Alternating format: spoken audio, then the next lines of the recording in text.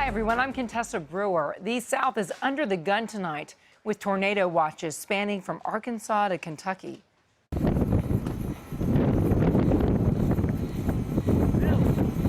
Yeah. Bill, another deluge. I can see debris. See debris.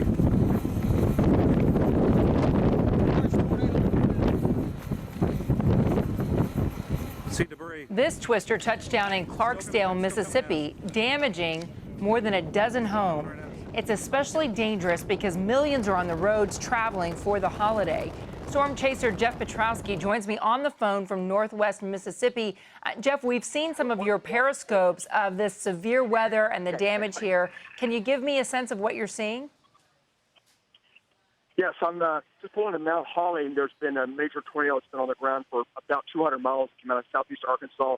Did major damage across northern Mississippi. As you can hear, I'm in Mount Holly. We have emergency vehicles still responding. We have massive search and rescue underway here. There were people injured here on the south side of Mount Holly. The tornado continued to track all the way into Tennessee, and it's done major damage along its entire path. Okay, so tornadoes obviously are leaving a lot of damage, but even if people are escaping the tornadoes, I've seen pictures of incredible hail. What's the wind like? What's the rain like, even if you're not getting threatened immediately by a tornado? Right. This afternoon in eastern Arkansas, we had baseball-sized hail, broke out windows in the town of Bay, Arkansas. I was there to witness that. It was unbelievable with 70-mile-an-hour winds, and hail broke out car windows that smashed windows in houses and farms. And then we made our way back into Memphis and then south of Memphis as these large, devastating tornadoes crossed just south of Memphis, about 30 to 40 miles. I counted 3 tornadoes tracking across I-55, and they actually saw one of the tornadoes flip an 18-wheeler right in front of me this afternoon back south of Memphis. And that same tornadic storm is still ongoing in Tennessee as we speak. And it looked like I got a shot here of this periscope that you just did. Did your own windshield get some damage?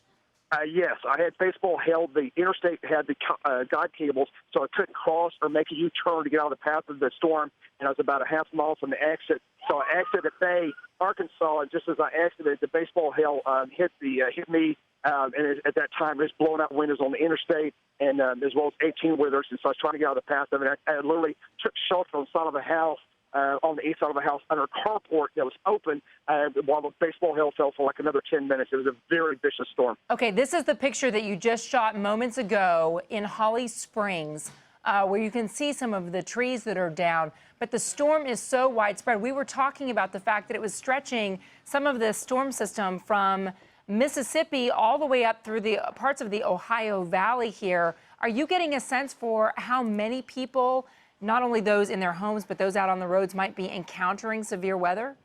Well, I know the Storm Prediction Center today, if you look at the slight, moderate, enhanced, and the moderate risk area, there's probably a little over 50 million people that were going to that have potential of being affected by severe weather today. Don't know how many were directly impacted, but this is a large scale, covered about 11 to 12 states here in the Midwest, Ohio Valley, from Chicago all the way to New Orleans. There's been tornadoes and a lot of extreme weather all evening long and this afternoon, and it's still ongoing. We still have a major outbreak underway.